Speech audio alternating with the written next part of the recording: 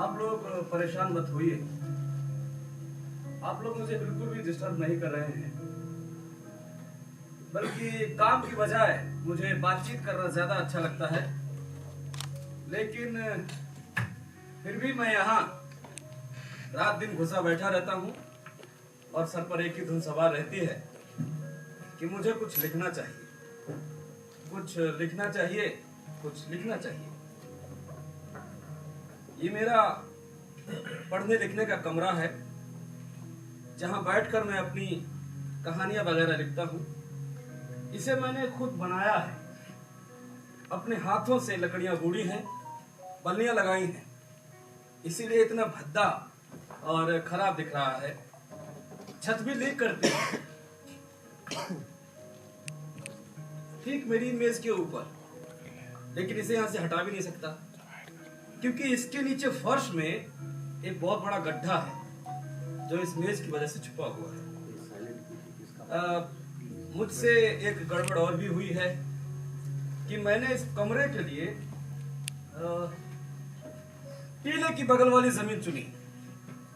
तेज बारिश आती है तो पूरा कमरा एक तरफ सरकना शुरू हो जाता है। कई बार ऐसा हुआ है कि बाहर पड़ोसी खड़े हुए हैं और मेरा ये केबिन मुझ समेत किसी बग्घी की तरह उनके सामने से गुजर जाता है और वो लोग हाथ हिला के हे टाटा बाय बाय करने लगते हैं। बहरहाल फिर भी मुझे एक कमरा केबिन बहुत अच्छा लगता है और मैं यहाँ हर तरह से खुश हूँ। बस मुझसे मिलने वालों की यहाँ बहुत कमी है। पता नहीं क्यों लोग किसी लेखक से मिलने में कतराते हैं, संकोच करते हैं। शायद उन्हें लगता होगा कि लेखक हमेशा कुछ ना कुछ सोचते रहते हैं और इसलिए उन्हें डिस्टर्ब नहीं करना चाहिए। बस इसी वजह से मेरी प्यारी माँ भी चुपके से आती है और बिना मुझे बताए मेरा खाना दरवाजे के बाहर रखकर चली जाती है। इसीलिए बरसों से मुझे गरम खाना नसीब नहीं हुआ है। लेकिन जहां तक लिखाई का सवाल है वो मैंने बहुत की है, शायद जरूरत से ज्यादा ही की है। जब मैं खिड़की से बाहर देखता हूं तो महसूस होता है कि जिंदगी कितनी तेज रफ्तार से मुझे पीछे छोड़कर दौड़ी चली जा रही है। तो मैं अपने आप से सवाल करता हूं कि आखिर वो कौन सी ताकत है जो मेरे हाथ में जबरदस्ती कलम पकड़ा देती है और कहती है लिखो, लिखते रहो रात दिन लगातार, एक कहानी के बाद दूसरी कहानी, एक उपन्यास के बाद दूसरा उपन्यास।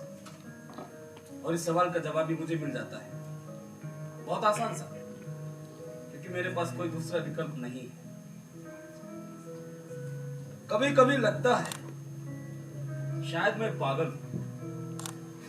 नहीं, घबराइए नहीं, काटना वाटना तोड़ फोड़ मैं नहीं करता हूं, लेकिन भटकाव के दौरे मुझ पर जरूर पड़ते हैं। जैसे जब मैं कभी किसी से बात कर रहा हूं तो अचानक मुझे सामने वाले के शब्द सुनाई देना बंद हो जाता है और उसके होठों का हिलना दिखाई देता रहता है और उसके जवाब में मैं सिर्फ हाँ हूं या बेशक बेशक कहता रहता हूं और दिमाग में चल रहा होता है कि ये व्यक्ति मेरी नई कहानी के लिए कितना जबरदस्त चरित्र है। फिर घर लौटकर जाता हूं और जोश खरोश से कहानी लिखने बैठ जाता हूं और छपने के लिए भेज देता हूं। लेकिन जैसे ही कहानी छपकर मेरे सामने आ जाती है, मेरी सारी खुशी, सारा जोश ठंडा पड़ जाता है। उल्टे मुझे कहानी से चिढ़ हो जाती है। ये मैंने क्या लिखा है?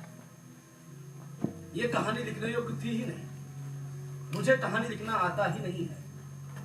फिर लोग उसे पढ़ते हैं और कहते हैं वाह अच्छी है, काफी दिलचस्प कहानी लिखी है इस लेखक ने। लेकिन तो वाली बात दूर दूर तक नहीं है। यह सुंदर है, लेकिन तुर्गनेव का पिता और पुत्र इससे ज्यादा सुंदर है। मरते दम तक मुझे यही शब्द सुनने को मिलेंगे, अच्छी, सुंदर, दिलचस्प, लेकिन बस इससे ज्यादा कुछ नहीं। और जब एक दिन मैं मर जाऊंगा तो मेरे दोस्त मेरी कब्र पर आएंगे और कहेंगे ये एक अच्छा लेखक था, लेकिन तुर्गनेव इससे बेहतर था। बात हंसी की है, लेकिन अभी अभी आप लोगों के आने से पहले मैं विचार कर रहा था कि मुझे लिखना छोड़ देना चाहिए और कुछ और करना चाहिए। लेकिन क्या, मैं क्या करना चाहूंगा? फिर मैंने अपने दिल की बात कभी किसी को नहीं बताई। लेकिन आज की रात आप लोग यहाँ थिएटर आए हुए हैं तो मैं बताता हूं कि लेखन छोड़ने के बाद मैं क्या करना चाहूंगा। बचपन से जब मैं बिल्कुल छोटा था तो मेरे मन में एक अभिलाषा थी। मन में हमेशा एक, माफ कीजिएगा, एक मिनट, मैं थोड़ा सा नोट कर रहा हूं। दरअसल अभी दिमाग में एक नई कहानी का आइडिया आया है। दरअसल अभी भी कुछ सूझ गया।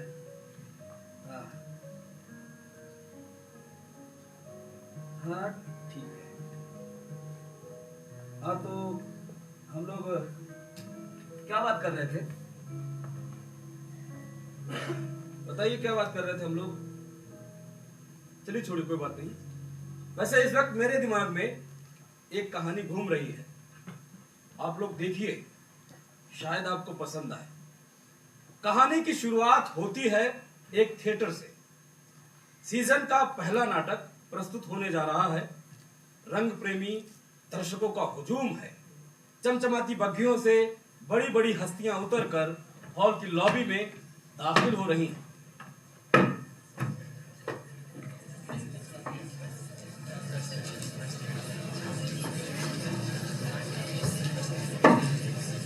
खूबसूरत लिबास, महंगे हीरे जवाहरात, इत्र और खुशबू से तरबतर अमीर लोग एक दूसरे को हाथ हिलाकर ग्रीट कर रहे हैं।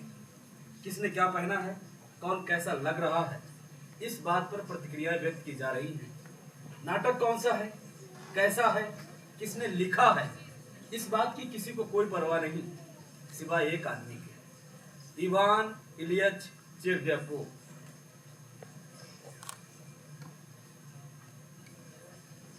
वन मंत्रालय में क्लर्क की नौकरी करने वाले इवान इलियच चिरड्याकोव को अगर जिंदगी में कोई शौक था तो बस एक, थिएटर।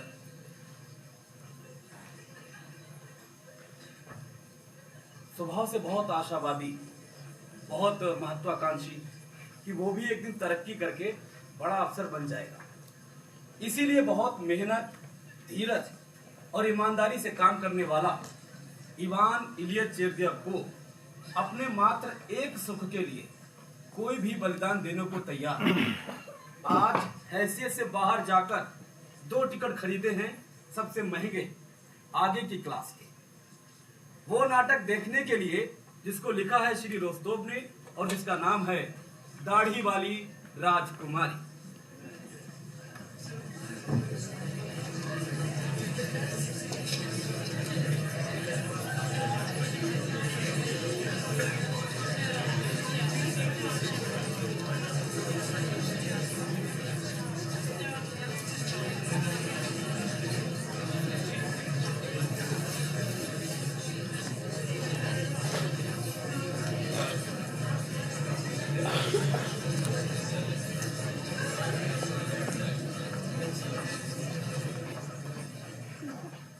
तभी भगवान की करनी कुछ ऐसी हुई कि थिएटर में एक महान हस्ती का प्रवेश हुआ, यानी स्वयं वन मंत्रालय के सबसे बड़े अधिकारी माननीय जनरल मिखाइल ब्रातिल हो।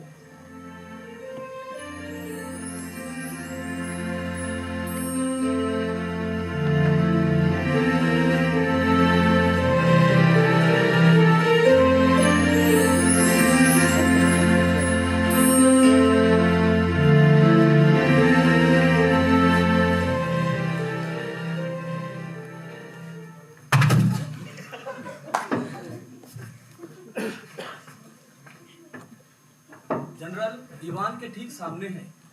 ईवान जनरल को देखकर घबरा जाता है और हकलाकर कहता है, good evening general. Oh yes, good evening.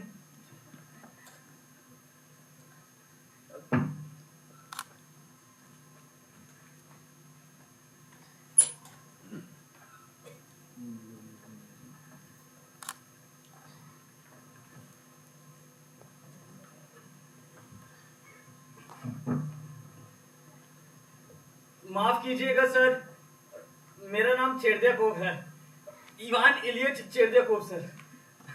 मेरे लिए बहुत बड़े सम्मान की बात है सर कि आज आप यूं। हाँ, एक्चुअली सर मैं भी आपकी तरह मंत्रालय में सेवारत हूँ, यानी कि एक तरह से आपकी ही सेवा में रत हूँ, क्योंकि वन मंत्रालय के सबसे बड़े अधिकारी तो आप ही हैं सर। मैं सर पेड़ पौधों के विभाग में उप प्रधान लिपिक के पद पर नियुक्त हूँ सर। अच्छा अच्छा काम हो रहा है आपके यहाँ, ऐसे ही करते रहिए। काफी पेड़ पौधे दिखाई दे रहे हैं इस साल, बहुत सुंदर।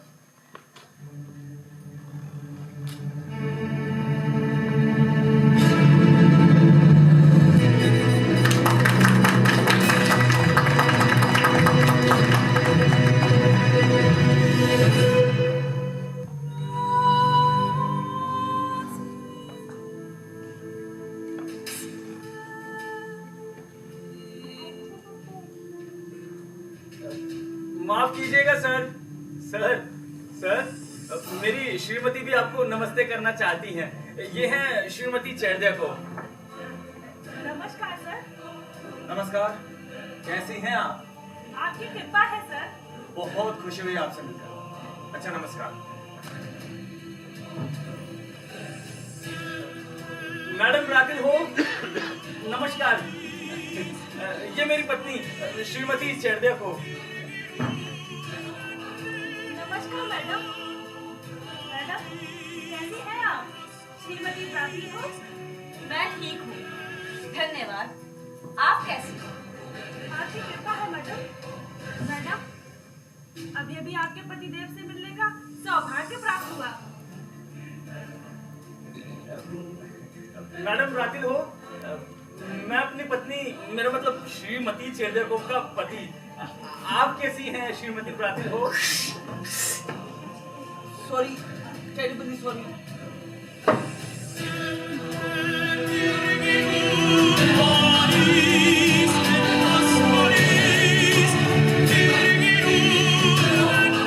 सर नाटक अच्छा लग रहा है ना सर?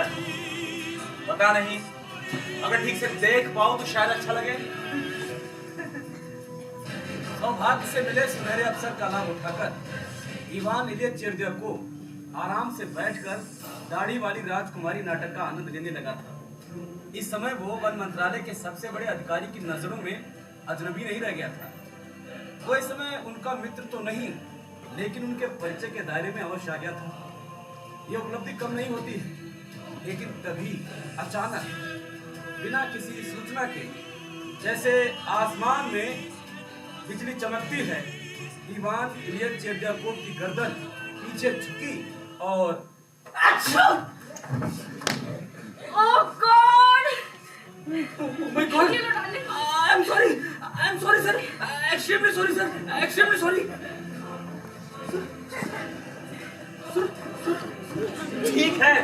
ठीक है, कोई बात नहीं।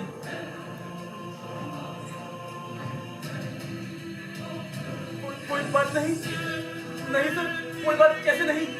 मुझसे इतना बड़ा अपराध हो गया सर, अक्षम्य अपराध। खामखा परेशान हो रहे हैं आप, मैंने कहा ना, कोई बात नहीं। लेकिन सर मुझसे जो हुआ है वो नाकाबिले मुआफी है सर। आप मुझे इजाजत दीजिए कि कम से कम मैं आपका सिर तो साफ कर सकूं। इतना तो मैं कर ही सकता हूं सर। मैंने कहा ना, भूल जाइए।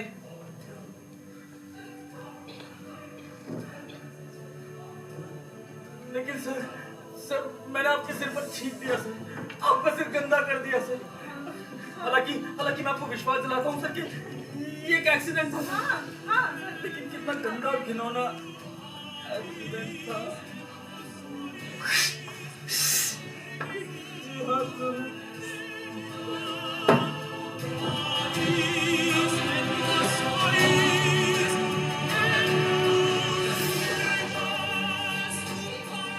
सर सर ये नजला की जुकाम नहीं है सर। अगर आप इन्फेक्शन वगैरह की चिंता कर रहे हो तो शायद धूल का कोई कण मेरी नाक में चला गया सर।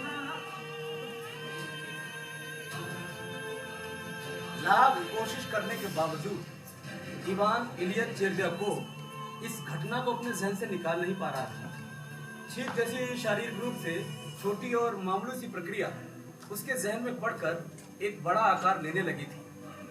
यहाँ तक कि छींक की आवाज मैदान जंग में दुश्मन की तरफ चलाई गई भयानक तोप की आवाज जैसी लगने लगी। अपने दिमाग में इवान ने इस पूरी घटना को दोहराया, जिससे इस अप्रिय कांड की सभी बारीकियां उसे स्पष्ट दिखाई देने लगी थी। जैसे तैसे नाटक खत्म हुआ और तालियां बजी।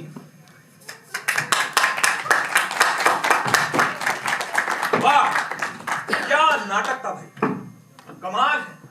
जी हाँ, कमाल है। कमाल है, वाकई कमाल है। कमाल है ना डाली? जी हाँ, सचमुच कमाल है।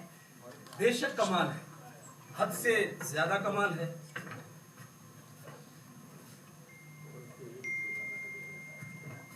Excuse me sir. मेरे कंधे को किसने छुआ? तुमने देखा? किसने छुआ मुझे? मैं हूँ सर, मैं हूँ इवान इलियट चेरद्याकोव। आपको छूने वाला सर। जरा बच के डियर, ये वही छींकने वाला है।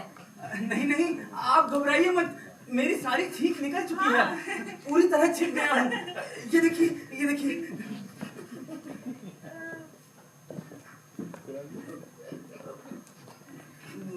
मैं तो एक्चुअली ये चिंता कर रहा था सर कि बाहर बहुत ठंड है।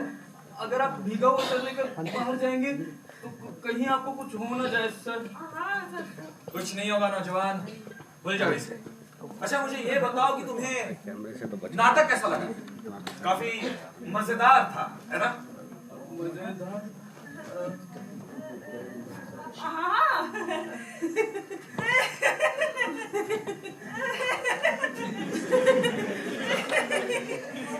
बहुत मजेदार था सर। हाँ, इतना मजेदार कि क्या बताऊं सर। मैं तो हंस हंस के पागल हो गया सर। आज से पहले इतना कभी हंसा ही नहीं हूँ सर। अच्छा मुझे ये बताओ कि तुम्हें सबसे ज्यादा शानदार कौन सा सीन लगा? छींक वाला सर। जब मैंने अपने सिर पर छींक दिया था सर, वो सीन को माफ नहीं किया जा सकता सर। भूल जाओ नौजवान। अच्छा तालीम, चलते हैं। लगता है बारिश होने वाली है और मैं दोबारा नहीं भीगना चाहता। तुम बहुत अपने आप पर छिंकवाते हो डियर। ये आदत छोड़ दो। ये दो छिंकों के छिंकट इस योग्य नहीं कि तुम्हारे जूतों पे भी छींक सके। हाँ, चलो डाल।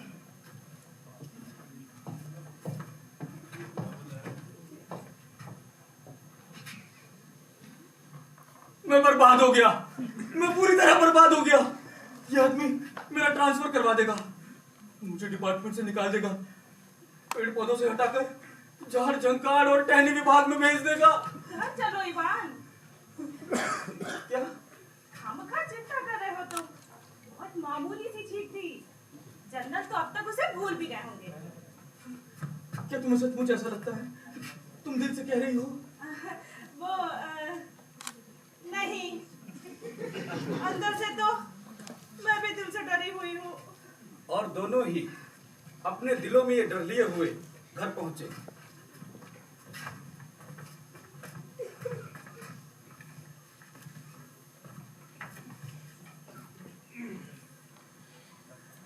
क्या करूं, कुछ समझ में नहीं आ रहा है।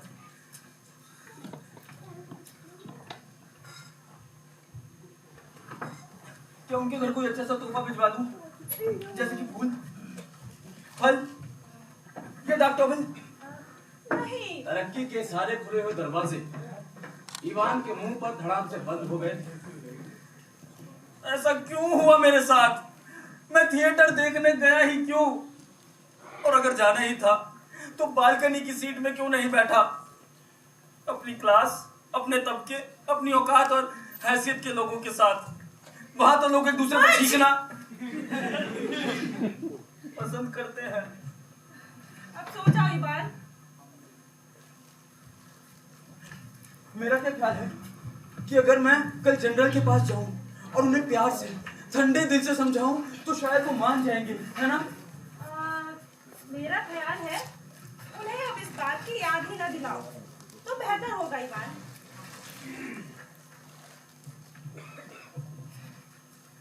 नहीं नहीं नहीं नहीं।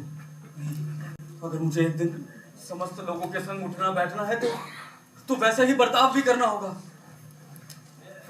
तो इस तरह रात बीती और सवेरा हुआ। ईवान जनरल से मिलने उसके ऑफिस में गया। संयोग से वो दिन वन मंत्रालय के सभी विभागों के पिटीशन सुनने का दिन था। इसलिए जनरल से मिलने के लिए लगभग 50-60 लोगों की एक लंबी लाइन लगी हुई थी। ईवान भी एक तरफ बैठकर अपनी बारी आने की प्रतीक्षा करने लगा। सुबह से दोपहर हुई और दोपहर से शाम।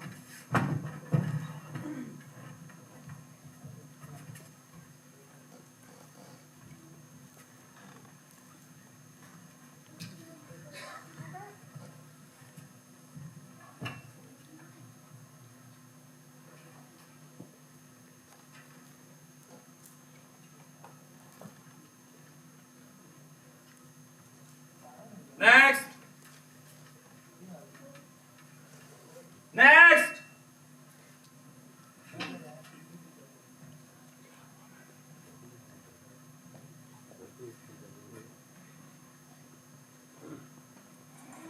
मैं नेक्स्ट नहीं हूं सर, मैं लास्ट हूं। तो ठीक है, लास्ट ही सही। Last.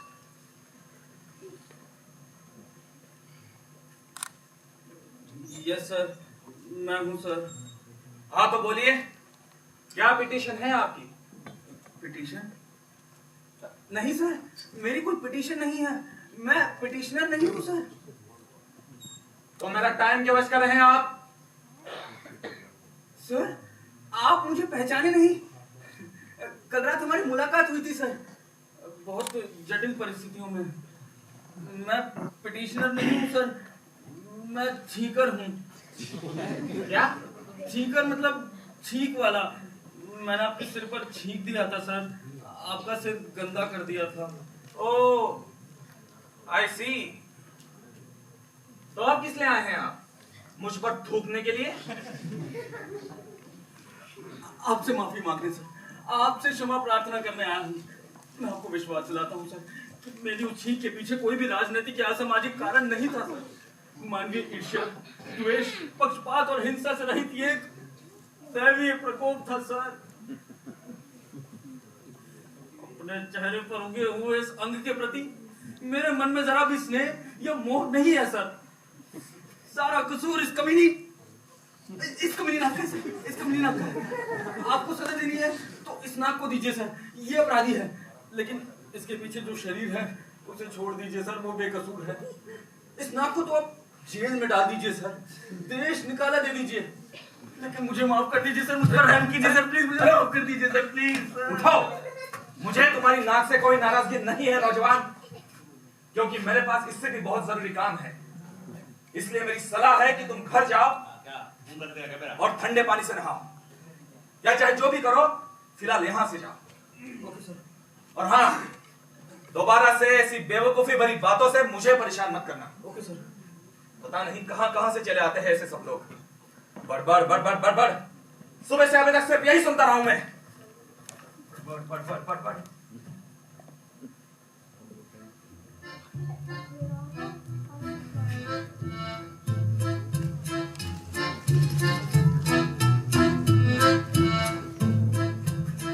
Thank you so much sir. भगवान आपका भला करे सर, आपकी पत्नी का भला करे सर, आपके बाल बच्चों का भला करे। आपके घर में खुशहाली हो सर, आपके दिन सुहाने बीते सर, और आपकी रातें वो तो दिन से भी ज्यादा सुहानी गुजरे सर। इतना चैन मिल गया था चेत याकूब कि बताना मुश्किल है। आपकी खिड़की के बाहर हर सुबह कोयल कूके सर, आपकी कॉफी हमेशा खुशबूदार और गर्म रहे सर। जैसे सीने पर रखा कोई पहाड़ हट गया।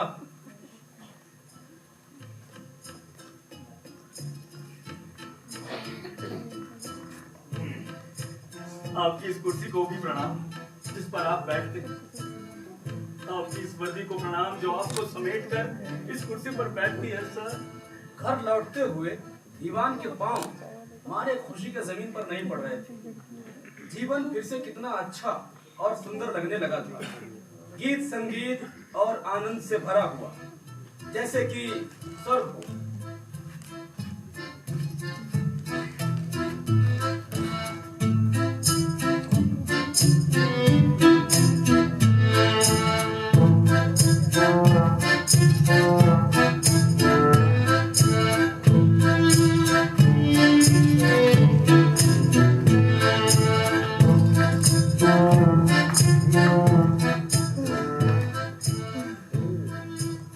गॉड, मैं कितना खुश हूँ। लेकिन फिर भी घर पहुंचकर ईवान को एक नए विचार ने झंझोड़ दिया। और हाँ, दोबारा से ऐसी बेवकूफी भरी बातों से मुझे परेशान मत करना। पता नहीं कहां कहां से चले आते हैं ऐसे सब लोग। और हाँ, दोबारा से ऐसी बेवकूफी भरी बातों से मुझे परेशान मत करना। पता नहीं कहां कहां से चले आते हैं ऐसे सब लोग। और हाँ, दोबारा से ऐसी बेवकूफी भरी बातों से मुझे परेशान मत करना। पता नहीं कहां कहां से चले आते हैं ऐसे सब लोग। पता नहीं कहां कहां से चले आते हैं ऐसे सब लोग। पता नहीं कहां कहां से चले आते हैं ऐसे सब लोग।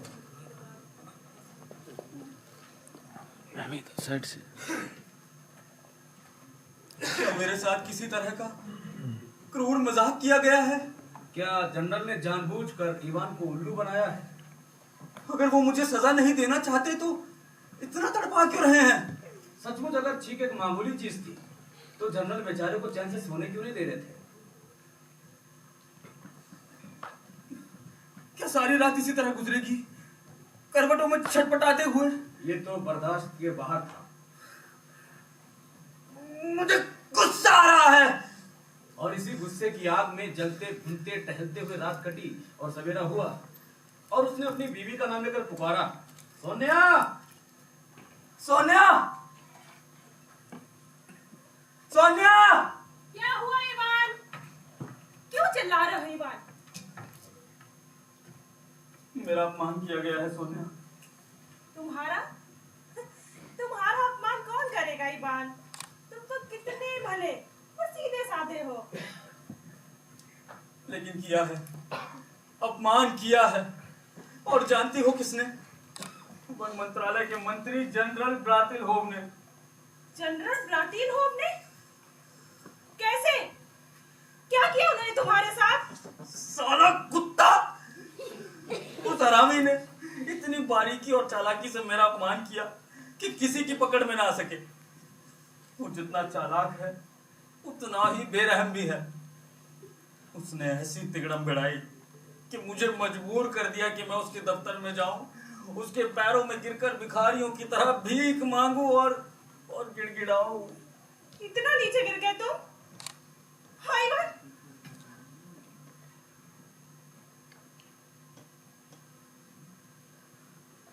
लेकिन तुम घबराओ मत, मैं उसे बताऊंगा कि मैं उसके बारे में क्या सोचता हूं। अब समय आ गया है कि सर्वहारा वर्ग अपनी आवाज उठाए। अब धरती पर वो क्रांति लानी होगी जहां सब बराबर होंगे, किसी तरह का कोई भेदभाव नहीं रह जाएगा। ना कोई छोटा बड़ा, ना कोई अमीर गरीब, किसी भी राष्ट्र, किसी भी धर्म, किसी भी मजहब और किसी भी वर्ग के आदमी को आजादी होगी कि वो अपने अवसरों पर चीख सके।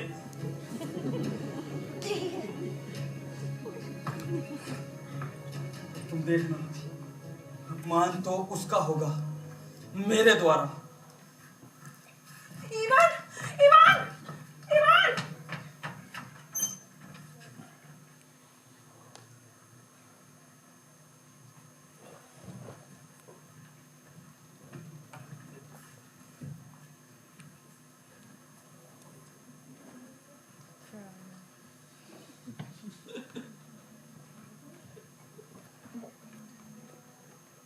लास्ट।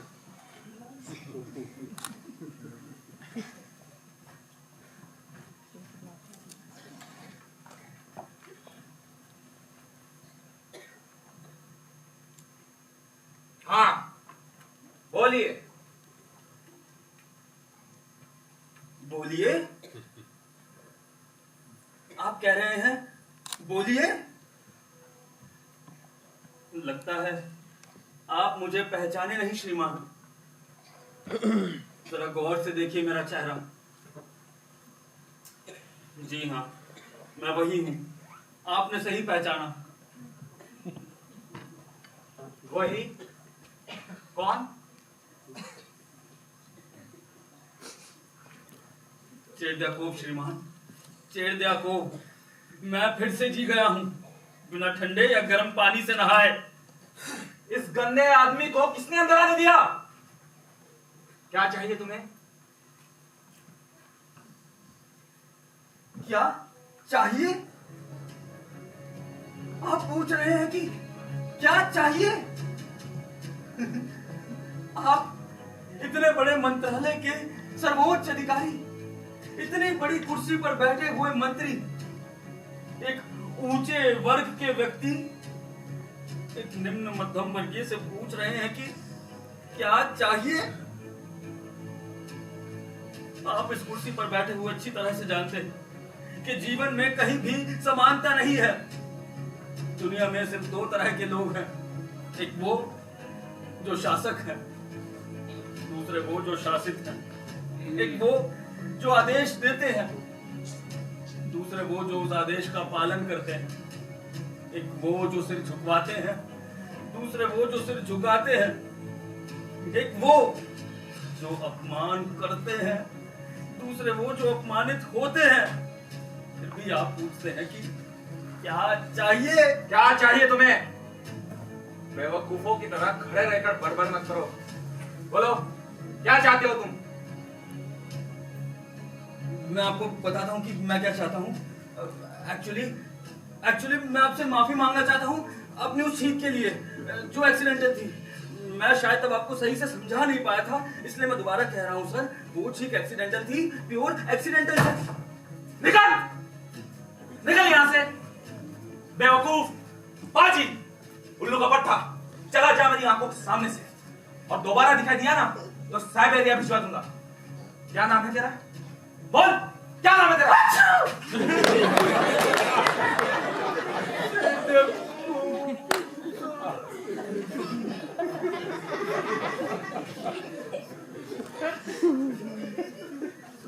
नाली के कीड़े, एनोफिलिस के अंडे, कीटाणु, तू कीटाणु से भी गंदा है, कॉकरोच का भतीजा है, रिंगोन का भांजा है, और हाँ, एक्चुअली तू कुछ भी नहीं है, कुछ भी नहीं, जीरो है तू, एकदम जीरो।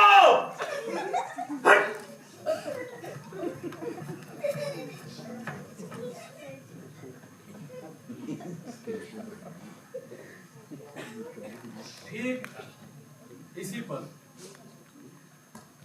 चेड़द्याकोव के भीतर कहीं कुछ ऐसा जो बहुत गहन, बहुत महत्वपूर्ण, बहुत जैविक और प्राण प्रेरक था। जो टूटा था उसे दोबारा जोड़ना संभव नहीं था। उसके शरीर से जैसे कुछ निचुड़ गया था, एक ऐसा जीवन तत्व जिसके बिना शरीर को केवल मिट्टी कहा जाता है। सब कुछ खत्म हो गया था, हमेशा हमेशा के लिए। इसके बाद जो हुआ वो बहुत साधारण है। इवान इलियच चिर्दियाकोव अपने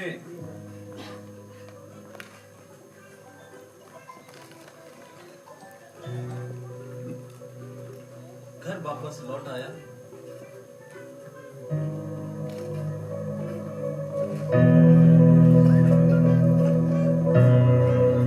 उसने अपना कोट उतारा,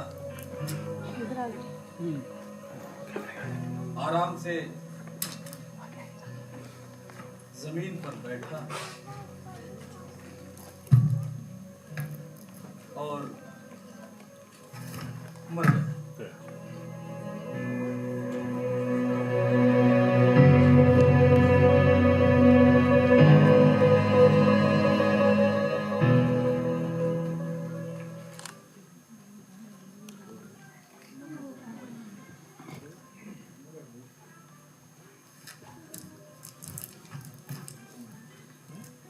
वैसे मैंने सोचा हुआ है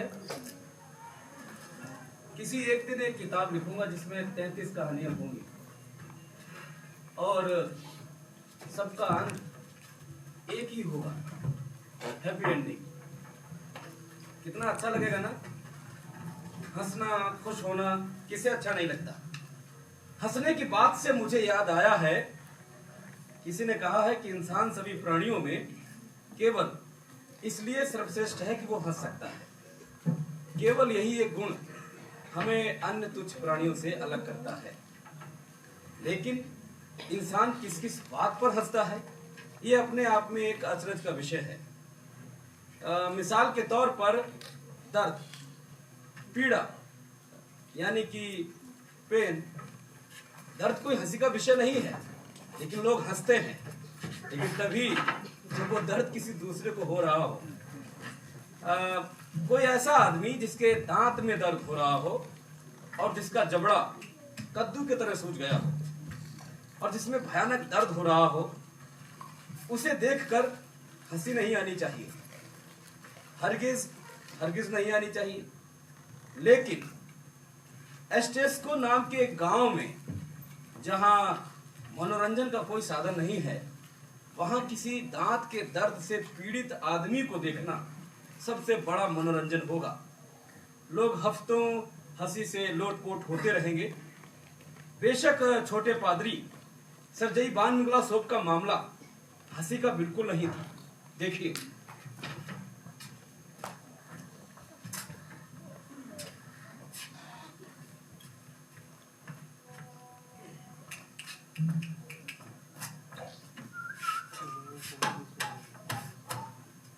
ला ला ला ला ला ला ला ला ला ला ला ला ला ला ला ला ला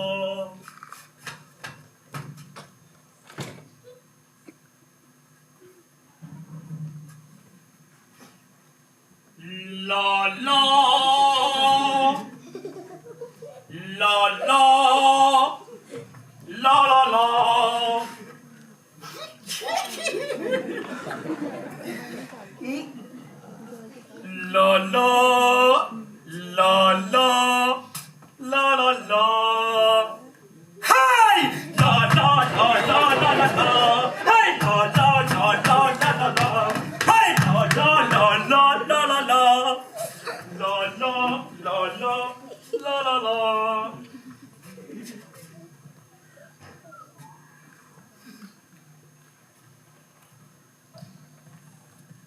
भाभी जी नमस्ते, कैसी हैं आप?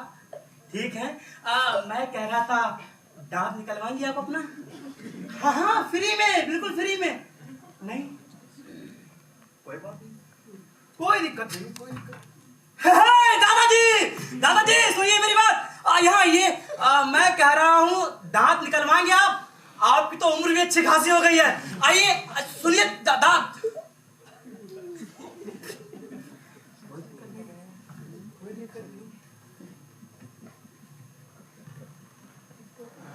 बच्चे मुंह खोलो, अब अरे इसके तो अभी दूध के दांत ही नहीं निकले हैं। अरे कोई तो अपना दांत निकलवा लो।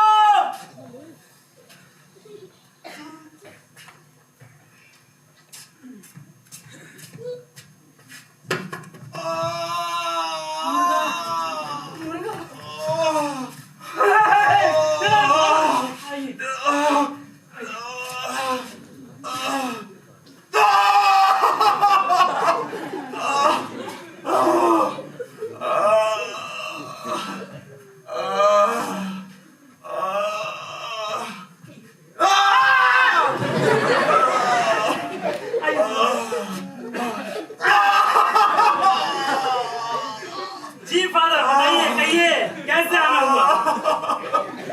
दर्द बर्दाश्त के बाहर है, असहनीय है, सहनशीलता की सीमाओं से परे है। ये दर्द एग्जैक्टली कहाँ हो रहा है? कहाँ नहीं हो रहा है, सिर्फ दांत में ही नहीं, पूरे मुंह में, पूरे जबड़े में, ऊपर नीचे, दाएं बाएं, आगे पीछे, हर दिशा में हो रहा है। ये दर्द कब से हो रहा है आपको? 10 साल से। 10 साल से? और आप आज आ रहे हैं मेरे पास?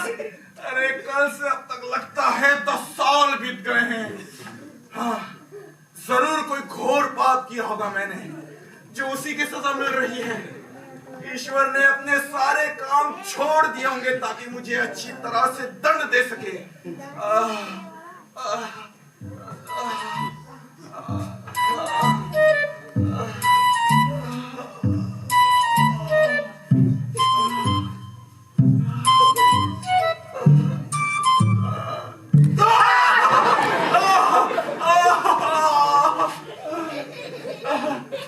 डॉक्टर साहब कहाँ हैं? डॉक्टर साहब तो बाहर गए हुए हैं, लेकिन अपने मरीजों की देखभाल का जिम्मा मेरे मजबूत और कुशल हाथों में छोड़ गए हैं। लेकिन क्या आप भी डॉक्टर हैं? हर लिहाज से सिवाय एक डिग्री के मैं भविष्य का डॉक्टर हूँ।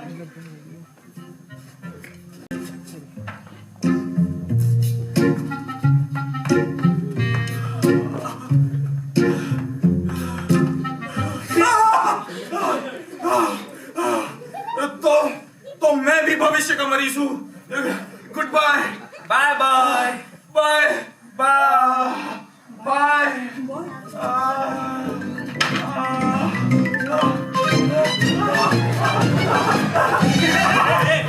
फादर, आपकी तसल्ली के लिए मैं आपको बता दूं कि अपने आप को डॉक्टर कहलवाने में सिर्फ एक ही चीज की कसर है, और वो है मात्र परीक्षा देने की औपचारिकता। मेरा काम डॉक्टर का है, बस नाम डॉक्टर नहीं है। इसलिए मैं आपसे प्रार्थना करता हूँ कि मुझे और अपने आप को इस सुअवसर से वंचित न कीजिए। आइए फादर, बैठिए प्लीज। हे ईश्वर, मेरी रक्षा करना।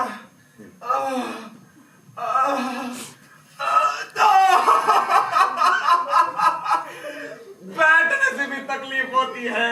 जाहिर है नर्व यानी शिराओं में तनाव है। एक बार निकाल देंगे तो दर्द अपने आप बंद हो जाएगा। क्या निकाल देंगे? शिराएं? शिराएं नहीं, दांत। वो दांत जिसका संबंध शिराओं से जुड़ा हुआ है, और इसमें शल्य क्रिया की जरूरत होगी। अरे सिगार पिएंगे आप? नहीं, आपका सिगार का धुआं मेरी आंखों में घुस रहा है। ओह, आई एम सॉरी।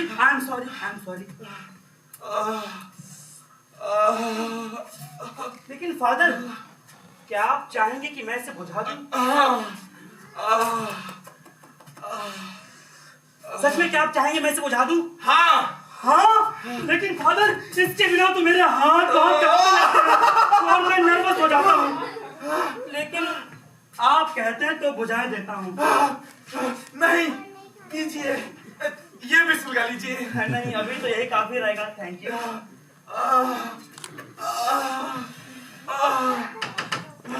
चलिए अब देखते हैं क्या गड़बड़ है। चलिए अब हम प्रारंभ करते हैं। शुरू करते हैं, स्टार्ट करते हैं। चलिए हाथ हटाइए अपना, हटाइए, हाथ हटाइए।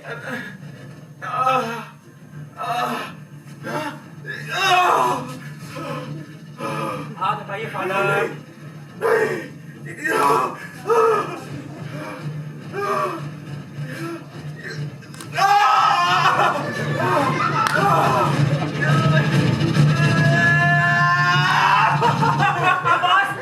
बस हो गया, हो गया, हो गया। अब देखते हैं क्या गड़बड़ है। मैं परम पिता परमात्मा से आपके लिए दुआ करता हूं, मुझे तकलीफ मत पहुंचाना, सब कुछ आराम से करना। माय डियर फादर, हम विज्ञान के युग में जी रहे हैं। योग्य और कुशल हाथों से कभी तकलीफ नहीं पहुंचा करती, लेकिन आप चाहते हैं तो सब कुछ आराम से ही होगा। अब बताइए, तैयार हैं आप? नहीं? तैयार हैं आप? अब अपना आप मुंह खोलिए ताकि मैं अपनी जांच पड़ताल शुरू करूं। चलिए मुंह खोलिए अपना, खोलिए। देखिए फादर, मैं इतना अनुभवी नहीं हूं कि बाहर से आपका दांत निकाल दूं, ठीक है ना? और मैं इतना भी कुशल नहीं हुआ हूं कि बाहर से आपका दांत दोबारा निकाल दूं, है ना? मेहनत लगती है, बहुत लगती है। चलिए अपना मुंह खोलिए, मुंह खोलिए।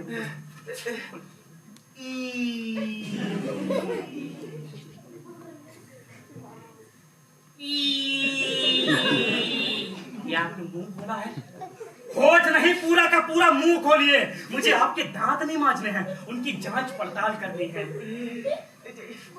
प्यार से करोगे ना? मैंने आपसे वादा किया था या नहीं? बचपन में मुझसे कई चीजों का वादा किया गया था जो मुझे आज तक नहीं मिली। देखिए, लेकिन अभी इस स्टेज पर डरने की जरूरत नहीं है। अभी तो हम सिर्फ जांच पड़ताल कर रहे हैं कि कहां पर क्या गड़बड़ है और उसे कैसे ठीक करना है। समझ रहे हैं आप? चलिए शाबाश, मुंह खोलिए अपना।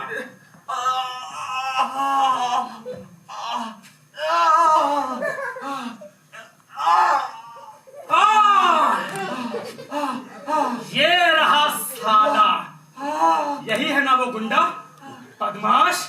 क्यों?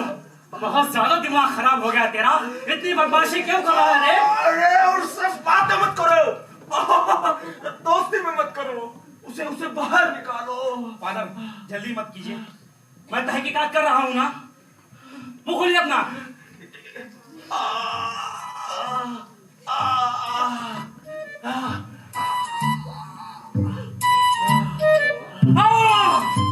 फादर, आपके दांत में इतना बड़ा छेद है कि एक घोड़ा गाड़ी समेत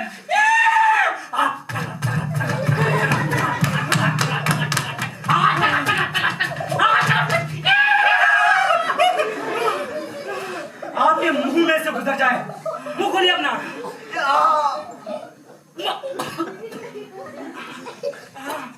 क्या हुआ? देखकर घिन आती है। लेकिन अगर मुझे यही पेशा अपनाना है तो इन सब चीजों की आदत डालनी होगी। तो चलिए फादर, अब मैं कुछ नया ट्राई करने जा रहा हूँ। प्यार से, बिल्कुल आपकी माँ की तरह। मेरी माँ मुझे प्यार नहीं करती थी। आराम से। देखिए फादर, मैं देखना चाहता हूँ कि शिराएं किस सीमा तक प्रभावित है। उसके लिए मैं सिर्फ इतना करूंगा कि बहुत हल्के से, बिल्कुल ना के बराबर आपके दांत पर फूंक मारूंगा।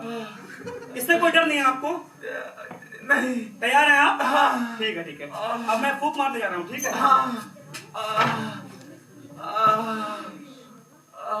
एक मिनट, एक्सक्यूज मी।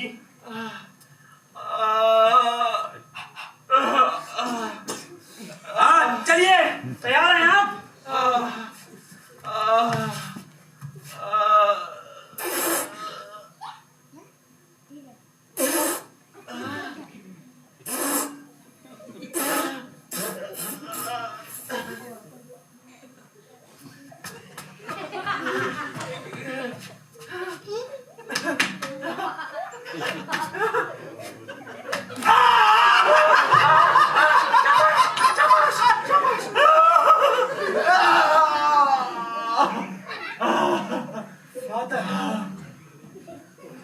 आपके लिए बहुत आवश्यक जानकारी है। क्या? शिराएं बहुत प्रभावित हैं। हाँ? क्या नदी यही तक पहुंचा है? फूंक मारने तक? अरे इससे भी सही निष्कर्ष सामने नहीं आया है। अभी इस क्षेत्र में बहुत कार्य किया जाना है और बहुत सी चीजें तो इस बात पर डिपेंड करती हैं कि डॉक्टर की फूंक का टेम्परेचर क्या है और कहां पर उसे किस तरीके ये रहा मेरा औजार।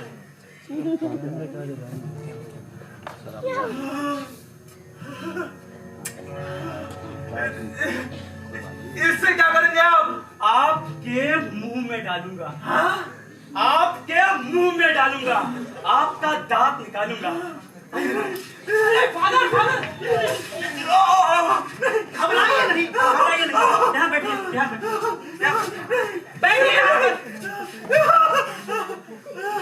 देखिए आप घबराइए नहीं, ये काम मैं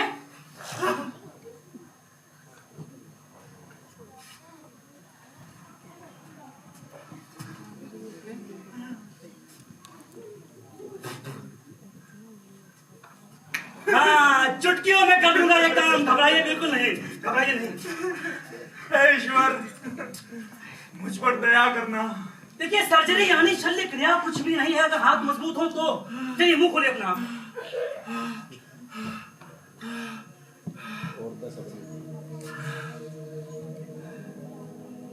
मैं परम पिता परमात्मा से आपके लिए प्रार्थना करता हूं कि वो आपके आत्मा को प्रकाश दे, तंदुरुस्ती और फुर्ती दे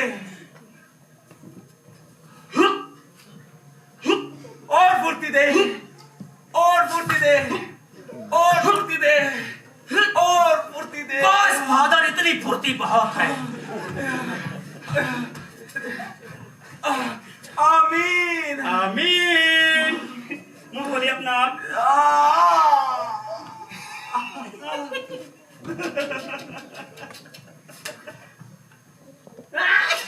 फादर ये दांत बहुत आसानी से निकल आएगा।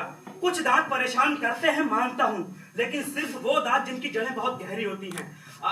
आशा है आपने परमात्मा से खोखले जड़ों की प्रार्थना की होगी। तैयार है आप? चलिए मुंह खोलिए अपना आप।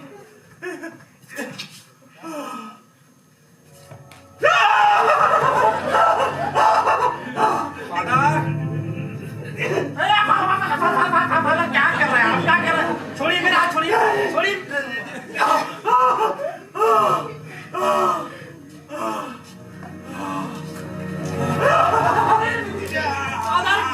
आपने मेरा हाथ फिर पकड़ लिया।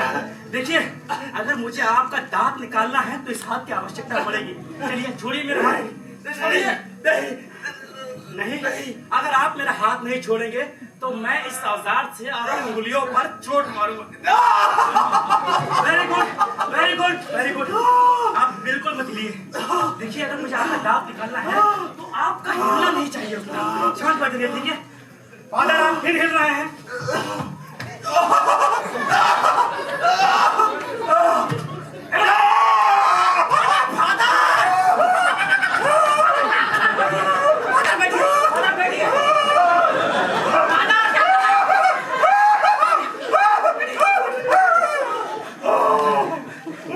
इस बार सही पकड़ में आया है राक्षस। अब मैं कुछ भी करूं, आप मेरा हाथ मत पकड़िएगा, क्योंकि मैं वैसे ही बहुत बड़ी समस्याओं का सामना कर रहा हूं। उसमें इजाफा मत करिएगा, ठीक है? अब लंबी लंबी सांसें लीजिए। अब मैं 3 तक गिनती गिनूंगा। 1 2 3।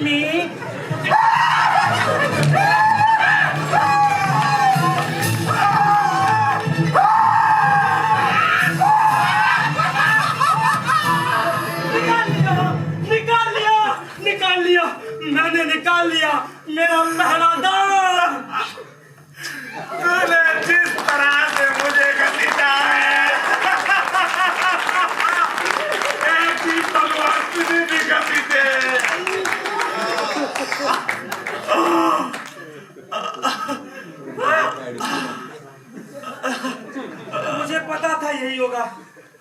सिर्फ आधा दांत निकला है, इसकी जड़ आपके मुंह में रह गई है। सब गड़बड़ कर दिया ना आपने।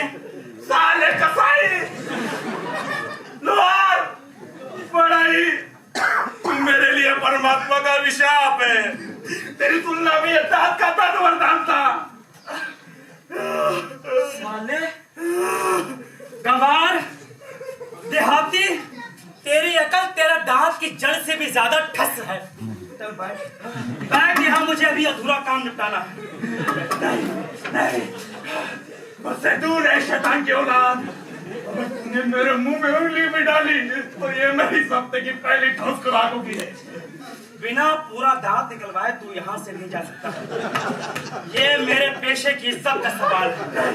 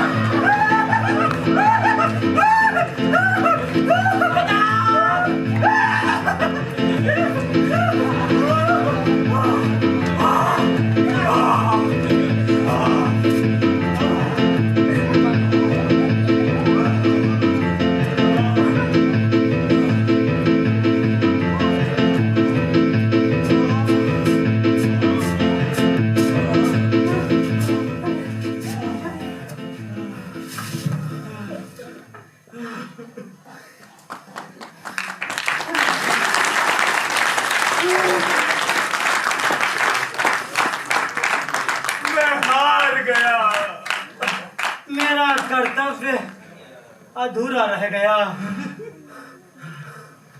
अब एक ही इलाज है बेटा, भगवान से प्रार्थना करते हैं किसी चमत्कार की। हे परम पिता परमात्मा, हे परम पिता परमात्मा, मैं इस भले डॉक्टर के लिए प्रार्थना करता हूँ। मैं इस दुखी प्राणी के लिए प्रार्थना करता हूँ। इसका हाथ हमेशा सधा रहे, इसका मुंह खुला रहे। इस बार इससे कोई गलती ना हो। इस बार ये मुझे काट ना ले। हेल मेरी, हेल मेरी, हेल मेरी, हेल मेरी, हेल मेरी, हेल मेरी, हेल।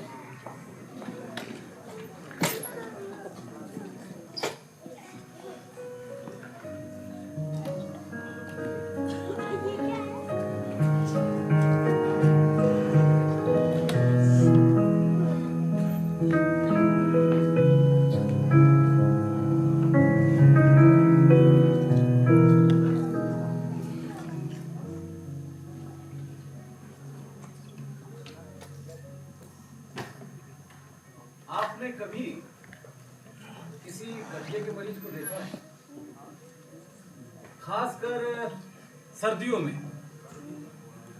क्या हाल होता होगा बेचारे का। हाथ पैर ठिठुर जाते हैं, हड्डियां जकड़ जाती हैं, यहाँ तक कि चलना फिरना तक मुश्किल हो जाता है।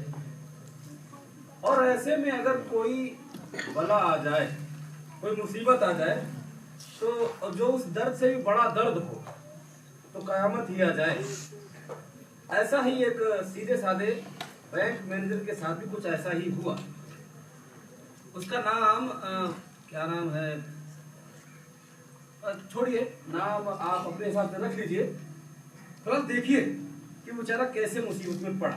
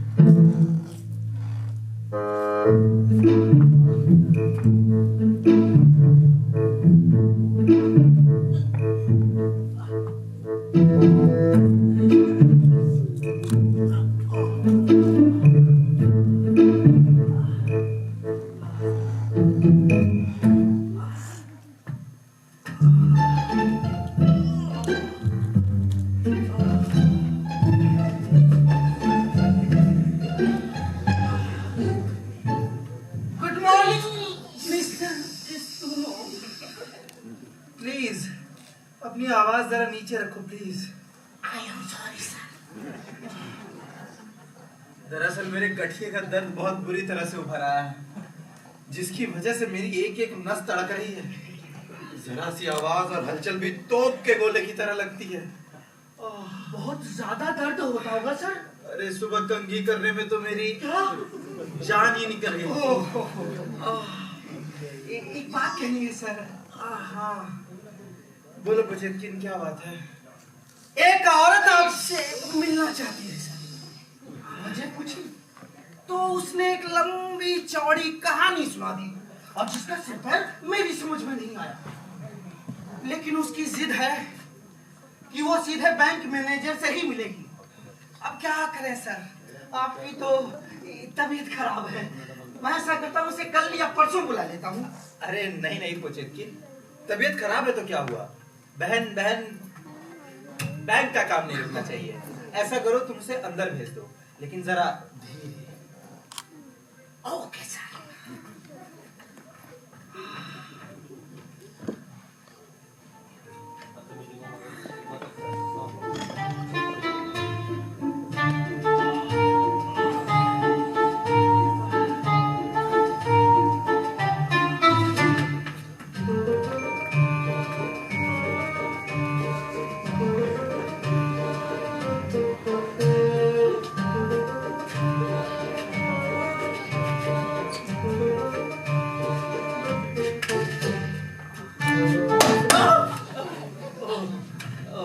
आइए मैडम आइए, प्लीज बैठ जाइए।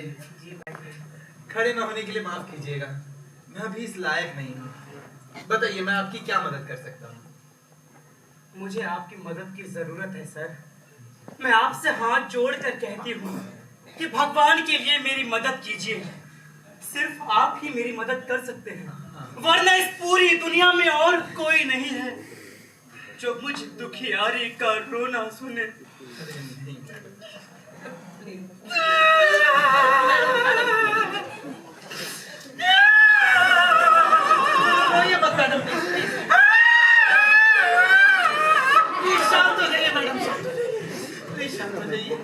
I am sorry, sir. देखिए, अगर हम शांति और समझदारी से काम लें तो बड़ी से बड़ी समस्या सुलझाई जा सकती है। आप पहले ये बताइए कि आपकी समस्या क्या है? मेरी समस्या मेरा पति है सर। वो 5 महीने से बीमार है। पिछले 5 महीने से भयानक रूप से बीमार है सर। मैं अच्छी तरह समझ सकता हूँ मैडम, कोई भी बीमारी कितनी भयानक हो सकती है। वैसे कौन सी बीमारी है उन्हें? नर्वस सिस्टम बिगड़ गया है उसका। जरा सी बात उसे झंझोड़ कर रख देती है। यहाँ तक कि अगर मैं उसे जरा सा छूती हूँ तो बिल्कुल ऐसे चीखें मारने लगता है। ये बीमारी उसे क्यों हो गई किसी को कुछ भी नहीं पता।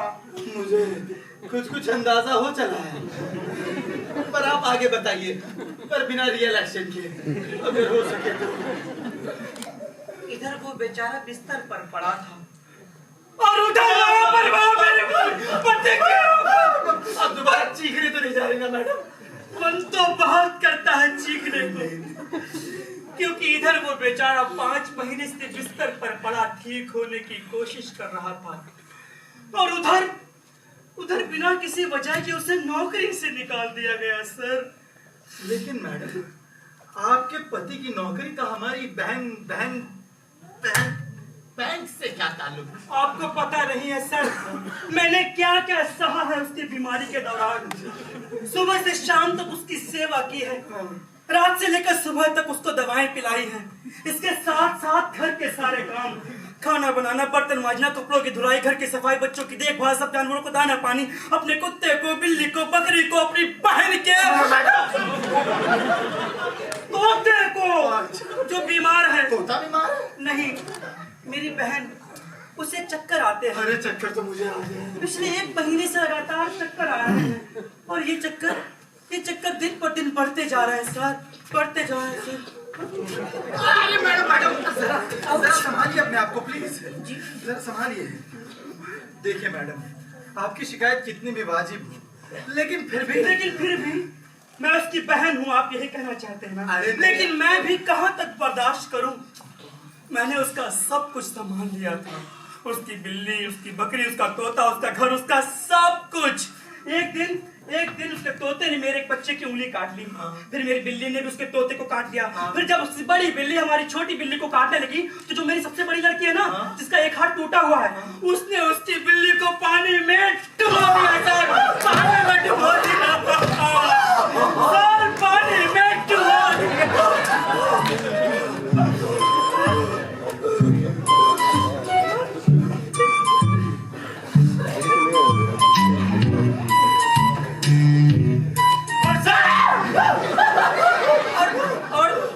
मेरी बहन मेरे पीछे पड़ी हुई है कि मैं उसे उसकी बिल्ली के बदले में अपनी बकरी दूं, वरना वो या तो मेरी बिल्ली को पानी में डुबो देगी, नहीं तो मेरी बड़ी लड़की का दूसरा हाथ भी तोड़ देगी सर।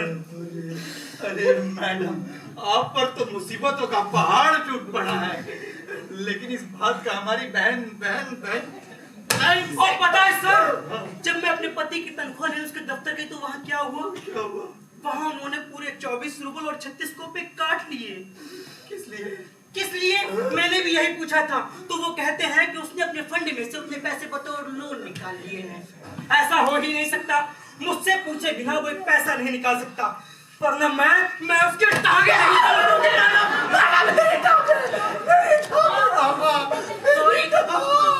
हालांकि अभी नहीं तोड़ूंगी, क्योंकि वो बहुत बीमार है ना, और मुझ में भी ताकत नहीं रह गई है, बहुत कमजोर हो गई हूँ आजकल, तबीयत ठीक नहीं रहती है। और सर, खांसी तो इतनी बढ़ गई है कि फेफड़े फट जाए।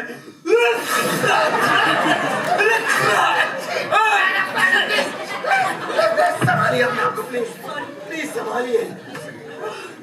देखिए मैडम, आप मुझे बस इतना बताइए, आप मुझसे क्या चाहती हैं? सिर्फ उतना ही जितना मेरे पति का कानूनी तौर पर निकलता है, 24 रूबल और 36 कोपे, और वो जो मुझे कभी नहीं देंगी, क्योंकि मैं एक औरत हूँ। वो लोग मेरे मुंह पर हंसते हैं सर।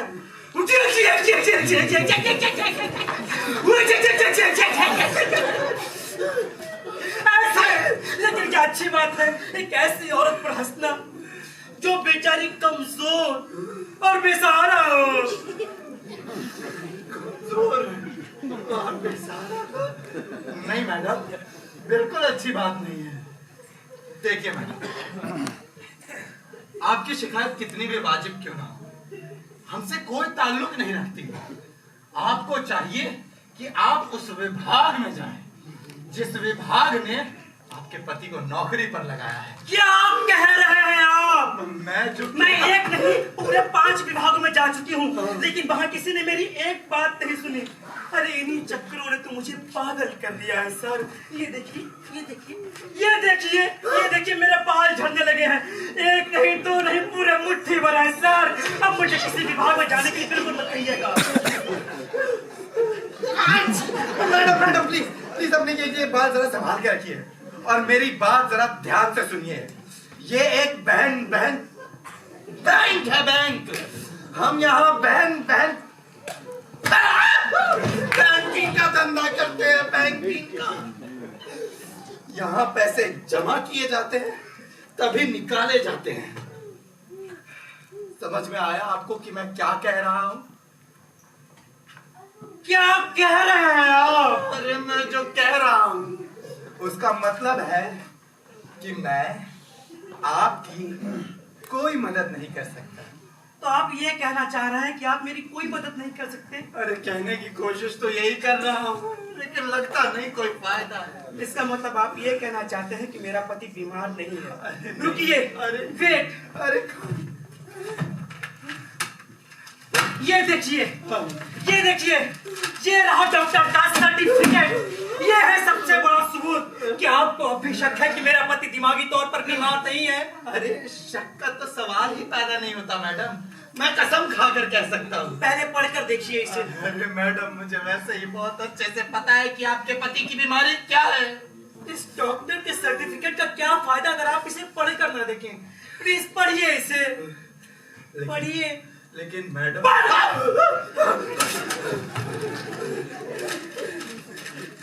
इसमें लिखा है कि आपके पति को नर्वस डिसऑर्डर है। देखिए मैडम मैंने पढ़ लिया ना इसे, अब आप प्लीज यहाँ से जाइए, प्लीज यहाँ से जाइए। हाय मैं उत्तेजित हो रहा हूँ। आप बहुत झूठे हैं। मैंने आपको एक ईमानदार आदमी समझा था, लेकिन आपने मुझसे झूठ बोला है। मुझसे झूठ बोला आपने, मुझसे झूठ बोला आपने। अरे झूठ बोला? हाँ,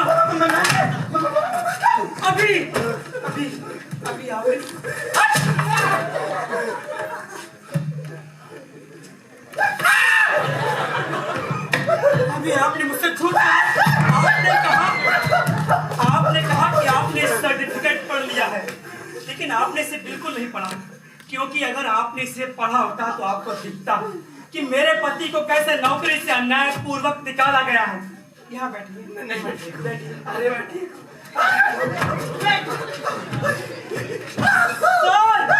कम से कम इतनी तो शराफत बढ़ती है कि इस सर्टिफिकेट को सिर्फ एक बार पढ़ लीजिए, सिर्फ एक बार पढ़ लीजिए, फिर मैं यहाँ से चली जाऊंगी। लेकिन मैडम जिस चीज को एक बार पढ़ लिया उसे दोबारा पढ़ने से क्या फायदा? तब आपने ठीक से नहीं पढ़ा था। अरे कॉमा और फुल स्टॉप तक पढ़ लिए थे। तब बहुत तेज पढ़े थे। अब धीरे धीरे पढ़िए। धीरे धीरे पढ़ने की आदत नहीं है मुझे, मैं बहुत तेज पढ़ता हूँ। हो सकता है सर तब आपने सरसरी तौर पर पढ़ा हो, अब गहराई से पढ़िए। मैडम बहुत गहराई से पढ़ा था, तलहटी में डूब कर पढ़ा था। अगर परीक्षा हो तो मेरे 100 में से 100 नंबर आएंगे। बात फिर भी वही है, इस बात का हमारी बहन बैंक से क्या ताल्लुक? सर क्या आपने वो भाग पढ़ा, वो भाग जहाँ पर लिखा है कि मेरे पति को नर्वस डिसऑर्डर है? वो भाग पढ़िए ना, वो भाग।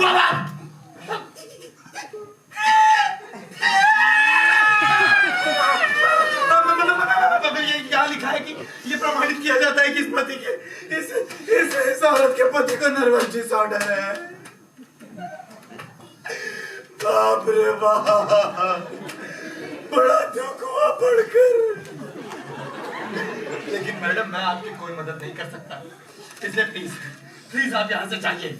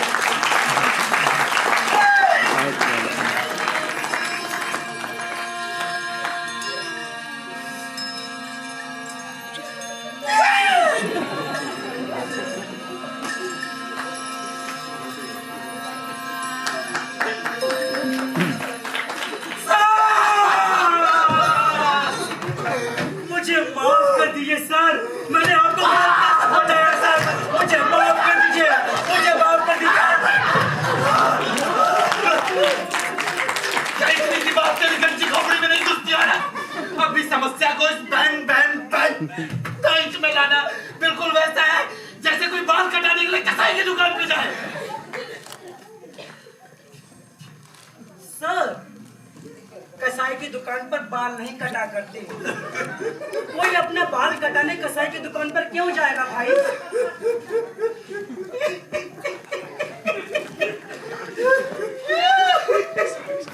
आप मुझ पर हंस रहे हैं? हंस रहा हूँ? अरे किस्मत वाला हूँ जो सांस ले रहा हूँ।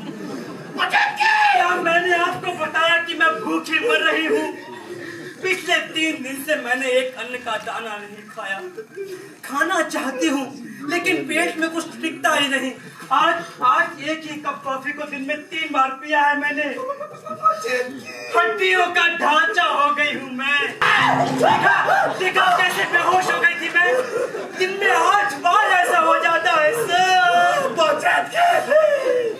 क्या हुआ सर? क्या हुआ सर? कुछ गड़बड़ हो गई क्या? किस गधे ने से अंदर आने की परमिशन दी? किस गधे ने? आप ही ने सर। मैंने आपसे पूछा था तो आपने कहा अंदर भेज दो उसे।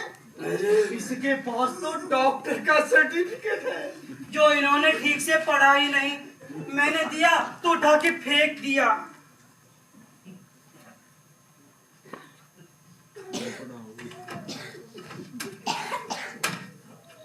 तुम मुझे एक दयालु इंसान लगते हो भाई साहब। मुझ पर दया करो, इसे पढ़ो और बताओ कि मेरा पति बीमार है या नहीं। मैडम, मैंने पढ़ा था, 2 बार पढ़ा था। मैंने भी पढ़ा था, 2 बार पढ़ा था। आपने मुझे बाहर दिखाया था कि नहीं दिखाया था? अरे आपने सबको दिखाया था। अरे चपरासी तक को दिखाया था। मैडम, सबने पढ़ा था। You very चालाक ब्रो। very चालाक। तब तुमने सिर्फ देखा था, पढ़ा नहीं था। अब पढ़ो इसे। मैडम, लेकिन पढ़ ले पोचेतकिन, पढ़ ले। भगवान के लिए पढ़ ले ताकि औरत यहाँ से जाए।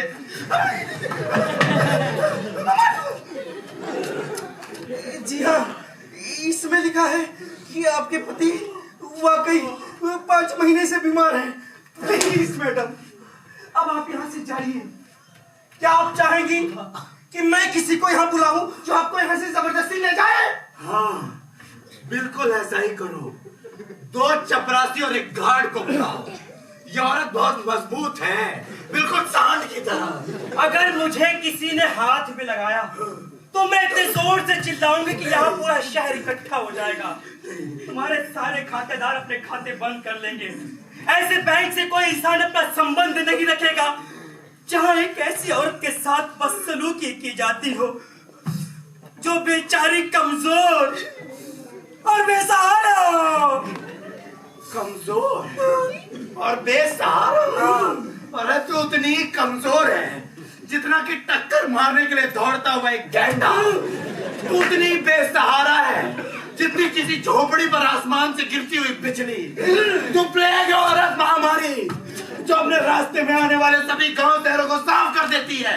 अरे तू वो बाढ़ है जो पुल, मकान, खेत खलियान सब बहा के ले जाती है। अरे तू वो भूकंप है जो महाद्वीपों को अपने स्थान से मीलों खिसका देती है। अरे तेरे जैसी औरत मेरे जैसे आदमी को पागल करके तेरे पति जैसी हालत में पहुंचा देती है। तो सुनामी है औरत, सुनामी।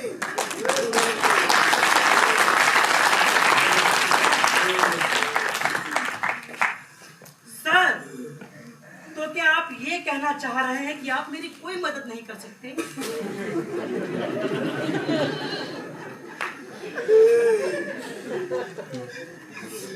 इसे मार पोचेतकिन, इसे मार। मैं तुझे परमिशन देता हूँ बेटा। इसे इतना मार के बेहोश हो जाए, नहीं तो हम इसे यहाँ से कभी नहीं निकाल पाएंगे। अरे भैया, सुना तुमने किस तरह मेरी बेइज्जती की जा रही है? कि तुमसे मुझे मारने को कह रहे हैं भैया, एक अनाथ माँ को। अरे मैं तो वैसे ही मरी जा रही हूँ इस खांसी के मारे।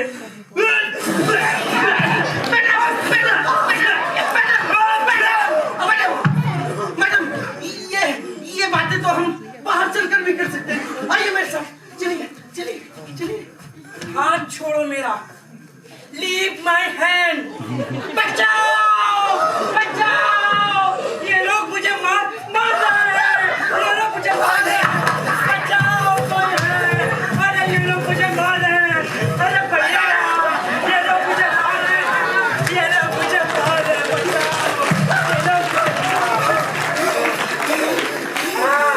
मैडम मैडम, मैं कहाँ मार रहा हूँ आपको? अरे मार तो आप रही हैं मुझे, मैंने तो सिर्फ आपका हाथ पकड़ा हुआ। अरे तो सिर्फ हाथ मत पकड़, मार इसे, मार इसे, हाथ से मार, पैर से मार, डंडे से मार, लकड़ी से मार, तो चौड़ा दे। अच्छा यार,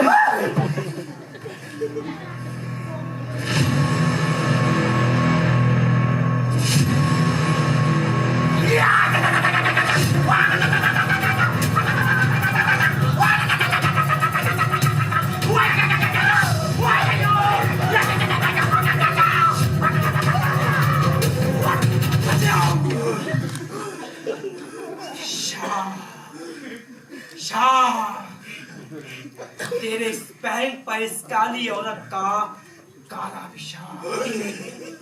मैं तुझे शाप देती हूँ कि तू और तेरे सारे खातेदार बर्बाद, तेरी तिजोरियों में सगे रखे नोट आलू बन जाए, सारा सोना प्याज बन जाए, सारे रुपस मूली बन जाए और सारे को बैक्स टिंडे बन जाए।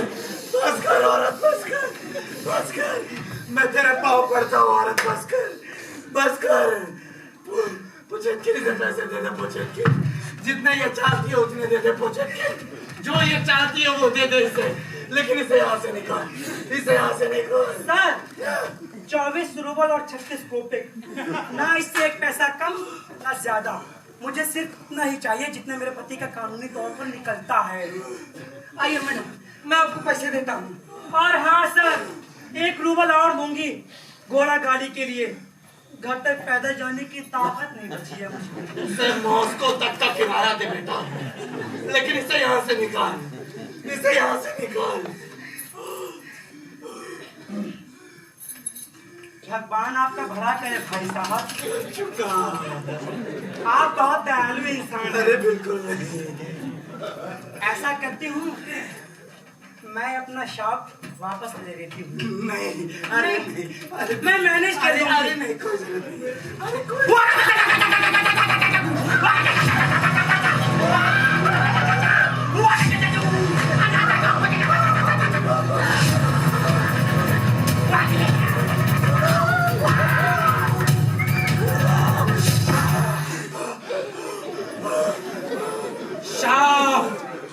वापस हो जाए, सारे आलू नोट बन जाए, सारा प्याज सोना बन जाए, सारी मूली रुबस बन जाए और सारे टिंडे कोप्रैक्स बन जाए।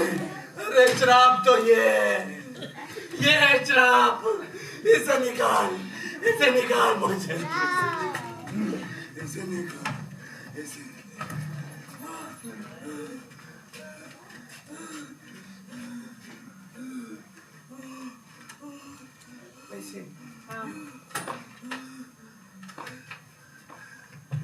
Thank you sir.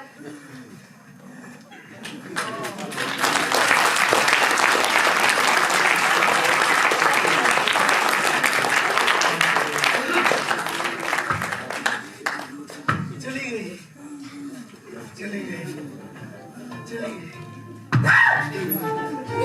चली गई।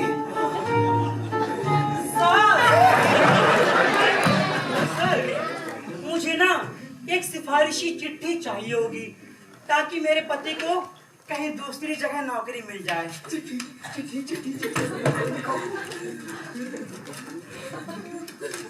नहीं नहीं सर, अभी लिखने की जरूरत नहीं है। ऐसा करूंगी, मैं कल सुबह फिर आ जाऊंगी। तब तक के लिए खुदा हाफिज। बाय बच्चू भैया।